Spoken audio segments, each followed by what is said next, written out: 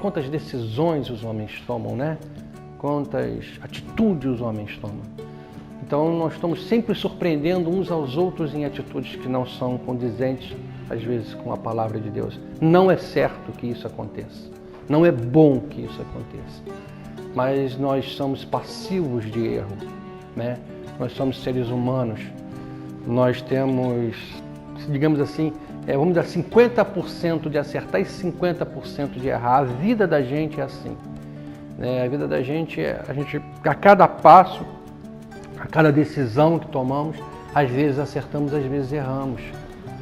E quando nós erramos, nós caímos em alguma, vamos dizer assim, ofensa, porque nós erramos e acabamos ofendendo a Deus com as nossas atitudes, as nossas ações erradas.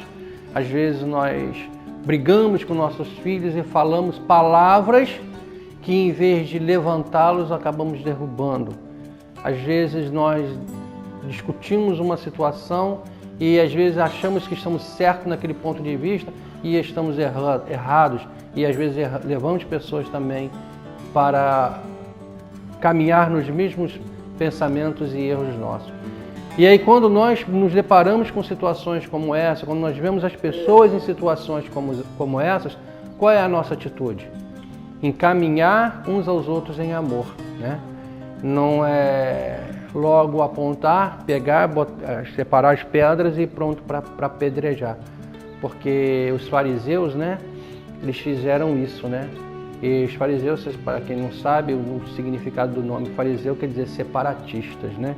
Eles eram aqueles que pregavam a separação, ou seja, eles não era nem um pouquinho de juntar, de unir, mas era mais para separar. Ou pecador, joga fora. Pecador, apedreja. Pecador não tem direito de estar no nosso meio e aquela coisa toda, né? E às vezes nós agimos assim também, né? Às vezes a igreja ela age muito dessa maneira. A igreja que deveria unir, ela acaba separando, né? E quando nós pegamos uma lupa e olhamos para dentro da igreja, no seu contexto, na sua história, no seu caminhar, né? Como ela tem caminhado, aí nós vamos retrocedendo assim um pouquinho o calendário, nós vamos vendo as falhas, aonde a igreja foi tropeçando, aonde a igreja foi caindo. E nós vamos vendo que as pessoas também, na medida que a igreja foi tropeçando e foi caindo, ela não foi tentando consertar. Ela foi, aliás, remendando os erros com outros erros, né? Infelizmente, muito disso tem acontecido no nosso meio. Nós temos a tendência de remendar erros com outros erros. Ou seja, acaba caindo naquela palavra que Jesus disse, um cego guiando outro cego, né? Fulano errou, então nós vamos lá e vamos dar um jeitinho aqui para consertar o erro, para não escandalizar, para não isso, para não aquilo, em nome de uma instituição, em nome de uma questão, nós acabamos tapando, como diz aí, o sol com a peneira. Peneira tem poder de tapar sol? De maneira alguma, né? Então aí acabamos cometendo esses inúmeros erros. Ontem, estudando um pouquinho, e me deparei com uma situação bastante interessante, que quando começa as músicas altas, uma parte da nossa história, ela começa com a música alta, né? Alguns talvez tenham passado por isso, né, dos irmãos que estão aqui, que são da década de 60 ou antes da década de 60. Eu particularmente sou da década de 70, né? Então eu já peguei a fase da música alta já em pleno vigor. Mas quem passou, quem estava nessa época sentiu uma diferença do que é a música alta. Porque a música alta começa com quem? Com os Beatles, né? Aquela banda que parece muito bonitinha e tal, mas ela trouxe na bagagem de tudo isso um grito socialista de eu tenho a liberdade, eu faço como eu quero ouvir a minha música alta e os incomodados que se mudem. Quem nunca ouviu essa frase, né? Os incomodados que se mudem. Então, infelizmente, esses erros socialistas começam a acontecer no nosso meio, aonde as pessoas elas começam a se dizer eu tenho direito como todos têm direito, através desse grito de eu tenho direito como todos têm direito, e começa a surgir o egoísmo no meio da sociedade, aonde eu faço somente aquilo que eu quero. E a igreja, por sua vez, que deveria ser um referencial em meio a tudo isso, ela começa a abrir as suas portas, permitindo a entrada dessas coisas dentro da igreja, permitindo, como por exemplo, falaram em bateria na igreja. Né? A princípio foram relutantes, os mais antigos, aí começaram a tratar esses que proibiam a bateria na igreja como sendo retrógrado, quadrado, antiquado, enfim. Aí, não, vamos lá, uma geração mais moderna, aí vamos permitir a bateria na igreja, aí permitiu-se a bateria na igreja. Aí quando veio a guitarra é do diabo, guitarra é de Satanás, isso aí não provém, aí não pode, aí o outro vai, não gente, pelo amor de Deus, vamos abrir os nossos olhos, isso é o futuro, as coisas estão acontecendo para o futuro, para o bem, para o crescimento, e aí pronto, aí aceitam-se a guitarra, os irmãos ainda continuam olhando assim meio com os olhos atravessados, e aí aí nós percebemos que os cultos congregacionais eles começam a perder vigor, porque as músicas altas elas começam a ofuscar a voz dos demais. Ou seja, hoje dentro da igreja, nós estamos no século XXI, hoje atualmente dentro da igreja, nós estamos vendo, agora já deixou, né, já virou comum, hoje é comum nós encontrarmos as músicas altas dentro da igreja. Ou seja, incomodando a sociedade, as pessoas mais velhas, normalmente a pessoa vai ficando mais velha, ela tende a ficar irritada com barulho, as pessoas mais velhas, elas acabam tendo que deixar os cultos, já não participam mais dos cultos, porque os cultos são extremamente barulhentos, é muita gritaria, é muita musicalidade, é guitarra, é bateria, é isso, é aquilo, aí entra as luzes apagadas, aí o holofote iluminando lá o artista que está no púlpito, enfim, tudo isso começa a acontecer no nosso meio. E aí nós, por sua vez, achamos lindo, achamos tão bonito, compartilhamos nas redes sociais, ora, que culto bonito, que culto maravilhoso. Ou seja, no momento em que eu abraço tudo isso, eu começo a aceitar essas coisas, eu começo a destruir, eu começo a quebrar, né, o nosso culto congregacional, onde Jesus diz que nós temos que ser todos um só. Nós temos que ter uma mesma voz, nós temos que entonar todos juntos os cânticos, nós estamos cantando, nós estamos adorando, então nós estamos juntos a adorar. Não é só a voz do cantor que venha sobressaindo, mas é a voz da congregação. Que as pessoas lá fora elas possam ouvir a voz da congregação como se fosse um coral adorando ao Senhor. Quer dizer, é isso que nós deveríamos pensar. Seria esse o nosso ponto. Não, mas lá fora as pessoas estão ouvindo o quê? Um artista cantando. Lá fora as pessoas estão vendo as luzes, aquela coisa, e as pessoas querendo se apresentar, as pessoas querendo aparecer. Aí eu pergunto, aonde Jesus Cristo está? Cadê Jesus Cristo? Cadê o Senhor? O Senhor que deveria estar no centro. As luzes deveriam estar voltadas para eles. Os holofotes deveriam estar voltados para Jesus. E, no entanto, os holofotes estão sendo voltados para quem? Para os homens. Ou seja, é uma geração hedonista que começa na década de 60. Tem alguns problemas anteriormente? Tem. A igreja começa a passar por alguns problemas, algumas mutações, já lá desde o início do século XX, eles começam a ter a entrada do positivismo, começa a abrir as portas para o evangelho da prosperidade. Hoje está em foco, as igrejas estão todas voltadas para o evangelho da prosperidade, aonde pega o texto de Isaías, que diz que Jesus levou sobre si as nossas enfermidades. Aí as pessoas, o castigo que nos traz a paz está lá em Isaías, né? As pessoas pensam que essas enfermidades são enfermidades do corpo, Na realidade, essas enfermidades, elas não são enfermidades do corpo, essas enfermidades, esses problemas relacionados à nossa alma estava enferma. Ou seja, nós estávamos condenados, Ele tomou sobre si, Jesus levou sobre si, não as doenças físicas, porque quantas pessoas morreram com doenças físicas, quantas pessoas, servos do Senhor, crentes, fiéis a Deus, morrem com doenças físicas, não morrem como um passarinho. Então Jesus, Lázaro ressuscitou e morreu depois, né? Nós vemos a filha de Jairo ressuscitou, mas ressuscitou e morreu. Ou alguém conhece, sabe aonde ela mora hoje ainda? Não, olha, ela mora nas mansões celestiais. Eu creio que ele, se não se ressuscitou dos mortos e hoje veio através de Jesus Cristo, não se converteu a Cristo, então é um coração duro demais, né? E eu não acredito que aquela menina, ela tivesse um coração tão duro assim. Então ela se converteu a Cristo.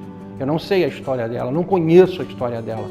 Provavelmente ela serviu ao Senhor, né? Tabita, né? Aquela menina também que Pedro ressuscita. Ela não ressuscitou e não morreu novamente? Morreu. Todos eles ressuscitaram e morreram. Morreram por como? Morreram de forma martirizada, morreram de acidente, morreram de enfermidade, mas morreram. Então, quando a palavra de Deus diz em Isaías que Ele tomou sobre si as nossas enfermidades, as enfermidades da alma. Agora, Jesus, Ele curou sim. Ele curou e curou muito. A igreja tem poder para curar, a igreja não tem poder para curar. Quem tem poder para curar é Jesus Cristo. Tem alguns que batem no peito e dizem que aqui acontece a cura, que aqui isso, que aqui aquilo outro. Então, quando nós lemos esse texto aqui em Gálatas, o apóstolo Paulo, ele fala que haveria problemas no nosso meio, mas que nós tivéssemos muito cuidado quando nós fizéssemos a avaliação dos problemas, quando nós pegássemos o problema e colocasse sobre o crivo da palavra de Deus, que nós tivéssemos muito cuidado para ver se nós também não estaríamos envolvidos nesses problemas. Quer ver? Olha o que está dizendo aqui. 3. Porque se alguém cuida ser alguma coisa, não sendo nada, engana-se a si mesmo. Mas, o versículo 4, prove cada um a sua própria obra e terá glória só em si mesmo e não no outro. Porque cada qual levará a sua própria carga. Ou seja, tenha cuidado para que também, na hora que nós fizermos o julgamento, nós não estejamos também dentro deste contexto. Que às vezes eu vejo muitas pessoas falando, elas falam muito bem, mas na hora da prática, elas continuam praticando as mesmas coisas. Elas continuam inseridas nos mesmos problemas, né? Então o apóstolo Paulo está falando assim, para que nós venhamos ter muito cuidado, muita atenção, porque isso aqui é muito sério, porque cada qual levará a sua própria carga, ou seja, aquilo que nós plantamos, aquilo que nós colhemos. As nossas decisões, elas voltarão como resultado em nossas vidas.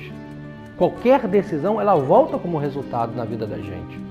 Quando eu preparo ali, vou ali no meu quintal, faço uma horta, né, eu adubo a terra, eu preparo a terra todinha, deixo tudo muito bonitinho, tudo direitinho. Estou pronto para semear. O que eu vou semear? Aí eu tenho que parar e pensar, o que eu vou semear? Eu vou procurar semear alguma coisa que não me dê muito trabalho, alguma coisa que seja prática, alguma coisa que eu possa colher bastante. Nós temos um objetivo, nós temos uma meta final. Então aí eu semeio. Então, dependendo do que eu colher, vai me trazer um rendimento bom ou um rendimento ruim.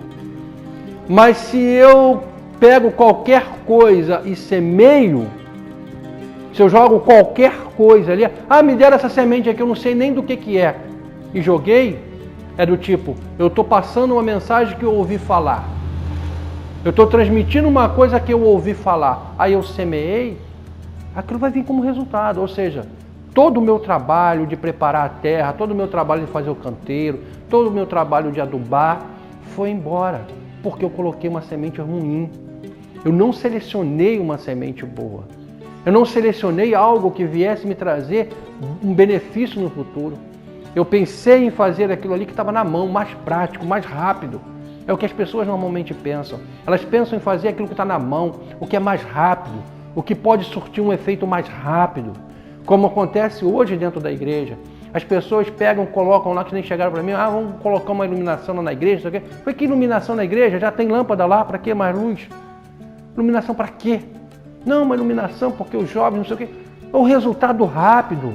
Os jovens vão entrar na igreja, vão se batizar, vão aceitar Jesus ali, né, naquele momento. Mas no decorrer do caminho, se eu apagar aquelas luzes, no decorrer do caminho, se eu arrancar aqueles instrumentos, eles não ficam mais dentro da igreja. Porque a razão deles estarem na igreja não é Cristo, mas a razão deles estarem na igreja é o que a igreja tem. Quantas pessoas estão na igreja não por Cristo, mas pelo que a igreja tem, o que a igreja proporciona. Quantas pessoas estão na igreja porque a igreja dá uma cesta básica. Quantas pessoas estão na igreja porque a igreja ela paga a conta de luz. O meu pastor é muito bom porque ele paga a minha conta de luz. O meu pastor é muito bom porque ele me dá uma cesta básica. Mas no dia que o pastor diz assim, olha, esse mês eu não posso te dar uma cesta básica, pronto, o pastor endureceu o coração. Esse pastor não tem um coração de Cristo. Ele não tem a mente de Cristo. Infelizmente, é assim que a igreja acaba por caminhar. E acabamos dando vazão, permitindo que essas coisas aconteçam no nosso meio, aonde nós falamos assim, não, eu não vou parar de dar a cesta básica para aquele irmãozinho, porque se eu parar, ele para de vir na igreja. E menos uma pessoa na igreja, menos um membro na igreja, às vezes pode, parecer ruim. Poxa, a igreja está perdendo membros, então a igreja está fraquejando, a igreja está caindo. A igreja de Cristo, ela não cai. A igreja de Cristo, Jesus disse assim, as portas do inferno não prevalecerão contra a minha igreja. A instituição cai, a instituição peca, a instituição erra, a instituição é falha, mas a igreja é perfeita. A igreja é una. A igreja somos nós. Nós somos a igreja de Cristo. Quando nós nos unimos em nome de Cristo, nós somos a igreja. Não é um número de pessoas. Não é banco, não é cadeira, não é prédio, não é nada disso, mas somos nós. Aonde nós nos reunimos e falamos do amor de Cristo, aonde nós nos reunimos e permitimos ao Espírito Santo a operar no nosso meio. Operar como? Trazendo a sua palavra, trazendo os seus ensinamentos, trazendo aquilo que é necessário para o nosso crescimento espiritual. Aí somos a igreja. Aí é formada a igreja. A igreja não é... As pessoas pensam que a igreja, ela é a instituição, é a pedra. Né? Uma vez um irmão na igreja, ele me perguntou assim, qual o campo? Onde eu sei, o campo é Jesus Cristo, né? Porque é Ele que é o bom pastor, né? Como no Salmo 23, que é Ele que nos leva, né? Aos pastos verdejantes. Então, é Ele, né? Até onde eu sei. Agora, se existe outro, eu não sei. Mas eu estou falando, você está falando de instituição, né? A instituição, todas elas são muito boas. Depende muito da lupa que você olha para ela. Depende muito da lupa que você está usando para olhar para ela. Se você usar uma lupa com um grau bem forte, você vai conseguir enxergar bastante erros, bastante defeitos. Se você usar uma lupa toda suja, toda arranhada, você não vai enxergar nada e continua ali, né, seguindo do jeito que você quer. Infelizmente, as pessoas estão com essa visão. Elas não estão olhando para Cristo. Elas não querem saber se a palavra da verdade está sendo ministrada. Elas querem saber que aquela instituição, ela tem nome, ela tem fama. Então, se ela tem nome, ela tem fama, ela tem peso. Então, se nós olharmos para instituições que têm nome e têm peso, nós vamos para as igrejas mais tradicionais que nós conhecemos. Por exemplo, a Igreja Católica Apostólica Romana. Que a Igreja Católica Apostólica Romana, ela tem a sua fundação quando? Ela já tem quantos anos de existência e subsistência? Ela é milenar. A mentalidade do ser humano. Como que eu vou pegar a glória, como Isaías, né, diz, pegar a glória que é de Deus e dar para Madureira?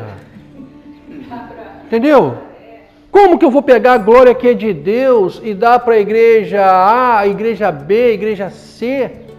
A glória é de Deus, é dele, não é da igreja, não é da instituição, não é de Nazaré, não é de Pedro, não é de Maria, não é de João, não é de ninguém, é de Cristo.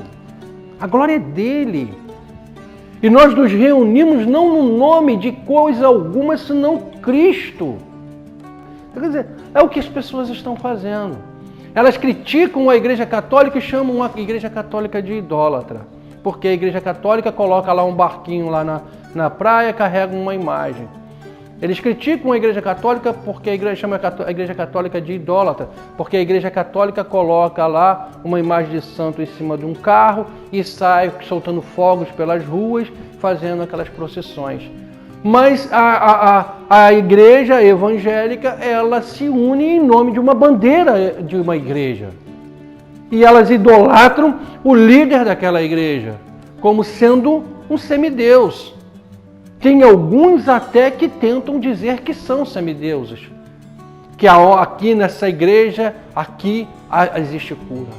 Que nem um irmão, uma vez, veio me apresentar um pastor, um determinado, entre aspas, pastor, e esse pastor ele chegou para mim e falou assim, olha, eu vou fazer uma campanha na igreja, na sua igreja, vou impor as mãos sobre as pessoas e elas vão ser curadas. Falei, rapaz, você me surpreendeu mais do que eu imaginava. Mais do que eu vejo que você tem muito poder. Então, eu acho melhor não fazer essa campanha lá na igreja, sabe por quê? Você é muito poderoso. E você pode ser contaminado pelos pecados que existem dentro da nossa igreja. Entende? É um fariseu. É um charlatão. Ele fez um anúncio de que ele tinha poder para impor as mãos e fazer e acontecer.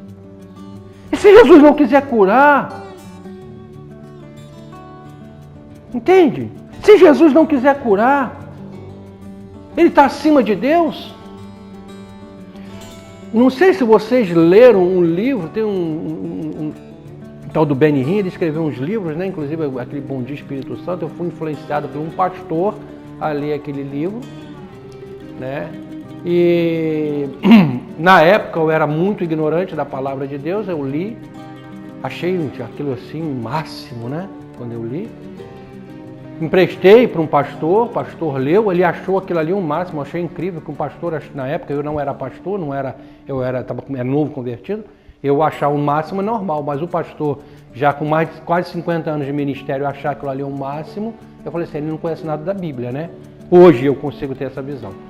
Então ele achou aquilo ali um máximo e ele começou a aplicar aquelas coisas que ele leu ali na Bíblia, naquele livro na igreja. E todos esses charlatões, eles sempre têm uma história tocante, né? Teve um que encontrou uma lâmina de ouro escrita umas determinadas coisas e tal, e aquela lâmina de ouro foi um anjo que trouxe e ele começou a pregar um monte de heresia e aquilo veio de um... Mas aonde está aquela lâmina de ouro? Não existe aquela lâmina de ouro porque ele nunca mostrou. Outro teve uma visão de um anjo, não sei, aí começa a pregar umas heresias e aí pronto, vai, as heresias. E aí nós que estamos aqui, nós precisamos de uma posição e de um posicionamento em dizer, não, espera aí, para um pouquinho. Porque eu vou ficar firme numa palavra. se não me engano, é 2 Coríntios capítulo 2:20 ou 1:20. Porque de todas as promessas há de Deus o sim e há nele o amém. Ou seja, há de Deus o sim e há em Cristo Jesus o amém. Ou seja, há em Cristo a confirmação. Há de Deus uma promessa, está em Deus uma promessa e há em Jesus Cristo um amém. E que promessa é essa? Senão da redenção e da salvação. Então é nisso que eu firmo a minha fé e é ali que eu permaneço. Não naquilo que o homem começa a criar e fantasiar, mecanismos criados por homens para influenciar as pessoas e enganá-las acerca das Escrituras. Charlatões, enganadores e mentirosos. Achou aí? Deixa eu ver se eu acho aqui. Não, 2 Coríntios. Não, capítulo 1. 2 Coríntios, capítulo, acho que é capítulo 1 ou capítulo 2, versículo 20. 1:20, ó. Porque todas quantas promessas há de Deus são nele sim, e por ele o amém, que é Jesus Cristo, para a glória de Deus por nós.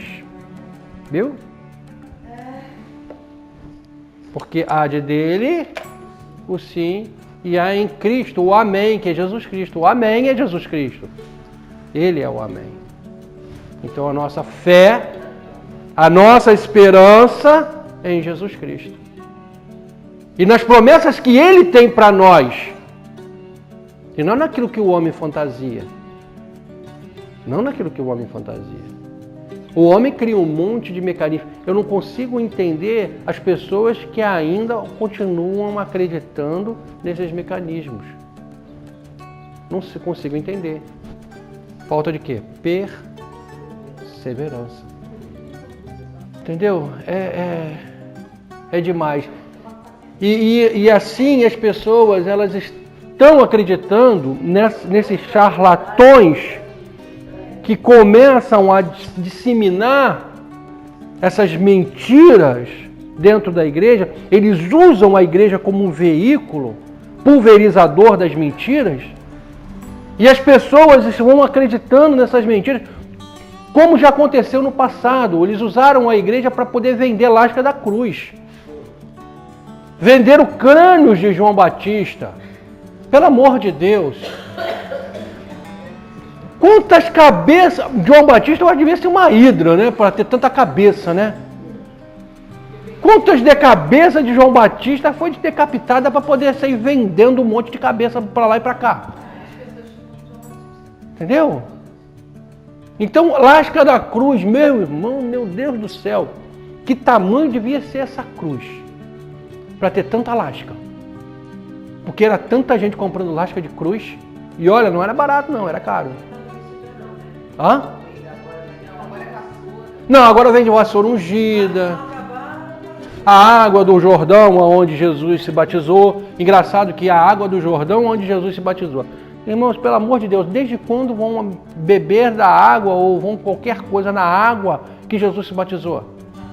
Que a água já passou há milhares e milhares de anos para o mar, já sumiu no mar há muito tempo.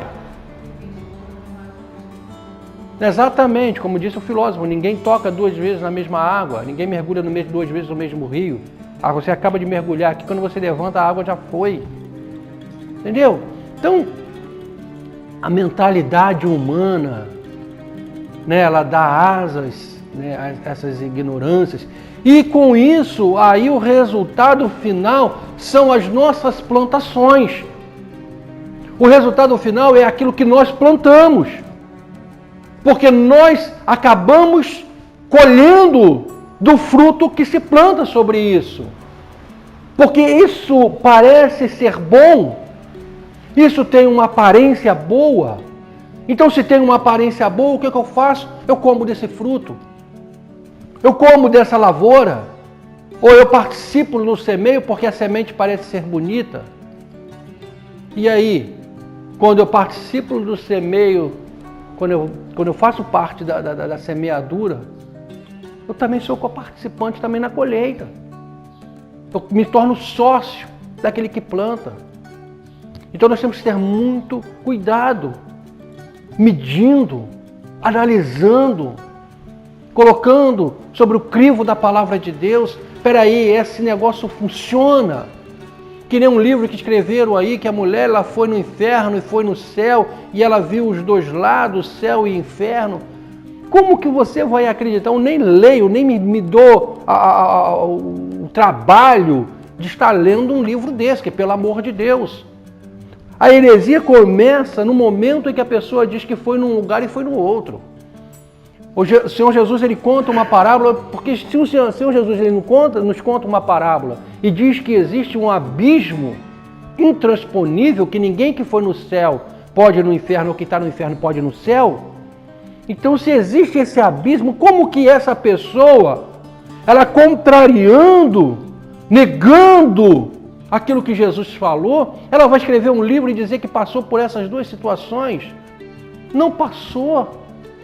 Ela pode ter tido lá um sonho, ainda que ela esteja falando a verdade, ela pode ter tido um sonho, ela pode ter imaginado, porque tem pessoas que têm uma imaginação tão fértil, que ela imagina uma coisa e ela parece que ela vive aquilo.